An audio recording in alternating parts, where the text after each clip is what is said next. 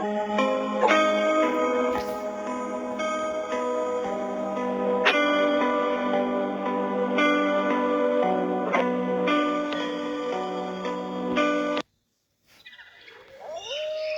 මිනිස්සු කියන විදිහට මේ වලව්ව අද්භූත සිදුවීම් වලින් පිරිච්ච තැනක්. ගේට්ටුවෙන් ඇතුළටම එනකොටම අමුතු සීතලක් එක්ක කියා ගන්න බැරි තරම් පාළු මූසල හැඟීමක් දැනුණා. වලව්ව ඇතුළෙන් එක එක සද්ද ඇහෙන්න පටන් ගත්තා.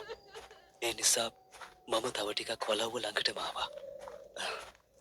එකපාරටම කවුරු හරි මගේ පස්සෙන් එනවා වගේ දැනුන නිසා මම පිටිපස්සට හැරුණා.